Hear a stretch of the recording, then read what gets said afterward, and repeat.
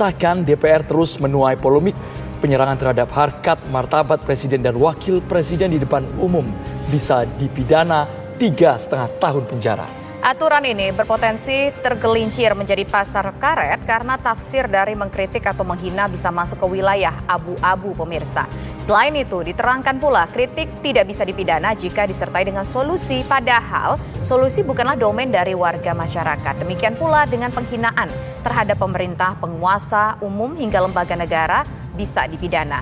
Akankah aturan ini membungkam demokrasi di mana pula posisi kebebasan mengeluarkan pendapat di tengah kungkungan KUHP yang baru ini? Kita akan mendalaminya di Kabar Petang. Saya Tisa Noveni dan Andropeda Merkuri. Inilah Kabar Petang selengkapnya. Pemirsa, satu unit bus Transmetro Daily ludes terbakar. 2 mobil pemadam kebakaran dikerahkan untuk memadamkan api. Diduga penyebab kebakaran. Kebakaran melanda gedung Direktorat Jenderal Imigrasi Kementerian Hukum dan HAM di Jalan Rasuna Said, Kuningan Setiabudi, Jakarta Selatan pada Kamis siang. Kebakaran ini membuat sejumlah pegawai berhamburan menyelamatkan diri keluar dari ruangan kantor. Petugas pemadam kebakaran melakukan pendinginan dan penyedotan asap setelah berhasil. Pemirsa, kita ke kabar lainnya. Gempa magnitudo 5,8 tadi pagi mengguncang Sukabumi, Jawa Barat. Karyawan hingga anak-anak sekolah bergegas ke tempat terbuka untuk mengantisipasi gempa susulan. Menteri Pertahanan Prabowo Subianto menemui dan memberikan bantuan kepada ratusan pengungsi erupsi Gunung Semeru di Lumajang, Jawa Timur. Bencana beberapa hari lalu telah mengakibatkan para pengungsi kehilangan mata pencaharian.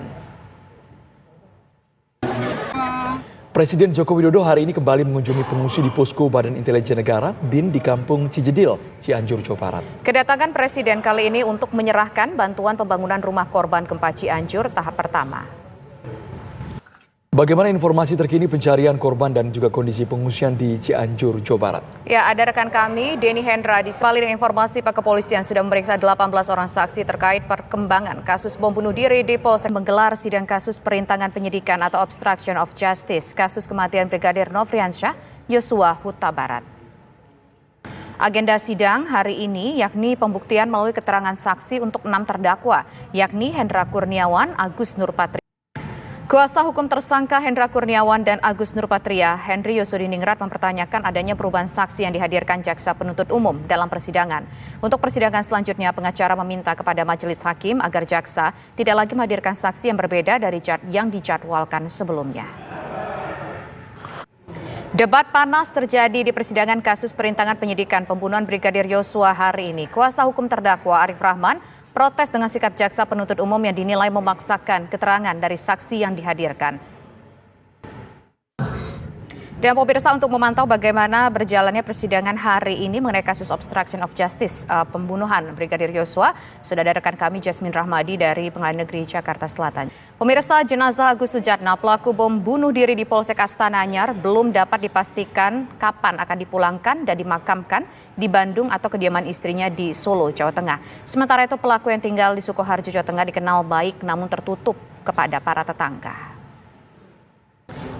Pihak kepolisian sudah memeriksa 18 orang saksi terkait perkembangan kasus bom bunuh diri di Polsek Astana Anyar, Bandung, Jawa Barat. 3 diantaranya adalah keluarga pelaku bom bunuh diri, Agus Sujatno. Polrestabes Bandung memperketat penjagaan akses masuk pasca terjadinya bom bunuh diri di Polsek. Pemirsa, narapidana teroris Umar Patek bebas bersyarat meninggalkan lapas kelas 1 Surabaya di Porong. Pemirsa, sebanyak 10.000 pasukan gabungan disiapkan untuk pengamanan acara pernikahan dan ngunduh mantu putra Presiden Joko Widodo. Informasinya kami hadirkan sesaat lagi, tetaplah bersama. Kementerian Hukum dan HAM di Jalan Rasuna Said, Kuningan Setiabudi, Jakarta Selatan pada Kamis siang. Dengan kekuatan 6,1 magnitudo mengguncang Sukabumi, Jawa Barat. 3 rumah di Objek wisata Taman Perbukitan di Pancuran Gerobak, Kecamatan Sibolga Kota diterjang longsor. Akibatnya sebuah gedung dan fasilitas taman rusak parah. Pasca serangan bom bunuh diri di halaman Mapolsek Astana Anyar, petugas kepolisian kembali membuka akses jalan di TKP. Pihak kepolisian sudah memeriksa 18 orang saksi terkait perkembangan kasus bom bunuh diri di Polsek Astana Anyar, Bandung, Jawa Barat. 3 diantaranya adalah keluarga pelaku bom bunuh diri Agus Sujatno. Karopenmas Mabes Polri Brigjen Pol Ahmad Ramadan mengatakan pihak keluarga pelaku saat ini masih dalam pemeriksaan petugas. Lalu bagaimana perkembangan terbaru dari Bandung pasca ledakan bom bunuh diri di Polsek Astana Anyar? Kami ajak Anda bergabung bersama Leo. Selanjutnya Verdi Sambo urung bersaksi di sidang kasus perintangan penyidikan dengan terdakwa Hendra Kurniawan dan Agus Nurpatria. Kuasa hukum terdakwa kasus obstruction of justice Hendra Kurniawan menyaksikan kesaksian Novrianto Rifai selaku staf pribadi Kadif Propam saat mengaku tidak ingat kejadian pasca pembunuhan Yosua. Hal itu disampaikan saat sidang perintangan penyidikan di Pengadilan Negeri Jakarta Selatan hari ini. Informasi terkini dari Pengadilan Negeri Jakarta Selatan akan disampaikan oleh rekan kami ada Yasmin Rahmadi. Dari PN Jakarta Selatan ke kabar selanjutnya pemirsa, Komisi Pemberantasan Korupsi KPK resmi menahan Bupati salah satu provinsi atau salah satu kabupaten yaitu Bangkalan atas nama Abdul Latif Amin Imron dalam sebuah korupsi ditangani di PN di Semarang pada saat itu dan diduga yang bersangkutan ini Hakim Agung ini menerima uang suap sebesar sekitar 200.000 US Singapura dan ini kalau dikurskan sekitar lebih dari 2,2 miliar Andro ya. Kabar petang akan segera kembali dengan informasi Undang-Undang KUHP yang baru saja disahkan DPR. Pemirsa, pengesahan rancangan Kitab Undang-Undang Hukum Pidana RKUHP menjadi undang-undang hingga saat ini masih menuai pro kontra di ruang publik. Sejumlah pasal dinilai masih kontroversial karena berpotensi multitafsir dan dianggap membuka ruang kriminalisasi kepada masyarakat.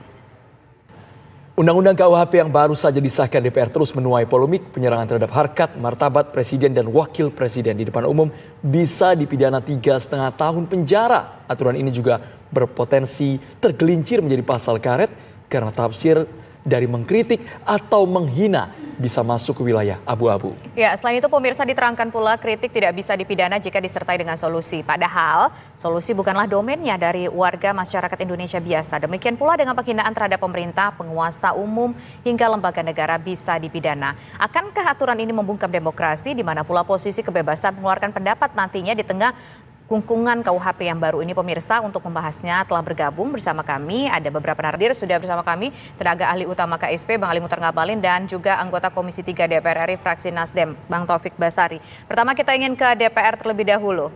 Halo. Halo. Bang Taufik, mengapa pasal-pasal ini terkesan sangat ingin melindungi penguasa? Ada yang berpendapat demikian. Bagaimana menjelaskannya kepada masyarakat?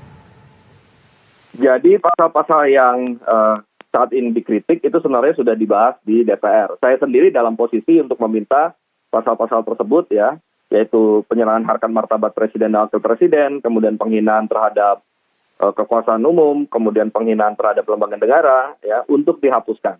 Nah, tetapi dalam proses pembahasan yang kita muatan kritik sama penghinaan ini yang kadang masyarakat sebagian mungkin kami tidak tahu masih sulit membedakannya. Niatnya mau mengkritik ternyata masuk ranah penghinaan.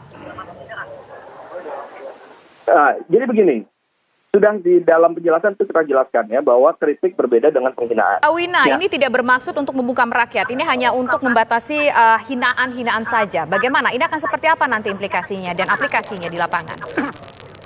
Begini ya, yang pertama-tama saya ingin Wina, kalau untuk law enforcement-nya atau penegakan hukum kan undang-undang ini dengan ada masa transisi 3 tahun, baru berlaku 3 tahun yang akan datang.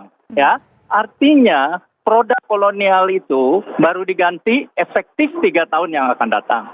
Pertanyaan pertama adalah kenapa sih sebelum 3 tahun ini kita tidak pakai? Pernyataan Anda bahwa isinya ini lebih buruk daripada undang-undang sebelumnya, Pak Taufik, tanggapannya? Ya, jadi saya harus luruskan dulu nih, supaya tidak sesat informasi kepada publik. Pertama soal 3 tahun masa transisi ini adalah konsepsi. Jadi memang karena ini bukan undang-undang seperti undang-undang yang lain, ini adalah kitab undang-undang di mana mengatur seluruh kehidupan, aspek kehidupan manusia, di mana harus dapat dipahami perubahan-perubahan mendasar apa yang terjadi, karena memang KUHP yang lalu. Selamat menjalankan ibadah sholat maghrib bagi Anda yang berada di wilayah DKI Jakarta dan sekitarnya pemirsa. Kita lanjutkan kembali kabar petang dengan informasi mengenai Lembaga Survei Indonesia merilis hasil survei kepuasan kinerja Presiden Joko Widodo di mata masyarakat. Keamanan sejumlah lokasi di Solo dan Yogyakarta diperketat pemirsa jelang pernikahan putra Presiden Kaisang Pangarep dan Erina Gudono. Informasinya sesaat lagi. Pemirsa, keamanan sejumlah lokasi di Solo dan Yogyakarta diperketat jelang pernikahan putra Presiden Kaisang Pangarep dan Erina Gudono. Lebih dari 10.000 pasukan gabungan dari TNI dan Polri disiapkan untuk Pemirsa, hari ini digelar serangkaian upacara adat pernikahan putra Presiden Joko Widodo Kaisang Pangarep dan Erina Gudono. Untuk mengetahui informasi terkini pemirsa tentang bagaimana acara pernikahan Kaisang dan Erina khususnya untuk perhelatan pada hari ini. Duel krusial kontra Argentina. Pelatih Louis van Gaal mengaku optimis dan siap meladeni kekuatan tim Tango yang diperkuat mega bintang Lionel Messi. Laga pertama di babak perempat final memilih santai sejenak dengan keluarga mereka di tengah latihan. Tak hanya pemain, pelatih Tite terlihat bahagia saat menyambut cucunya di lapangan.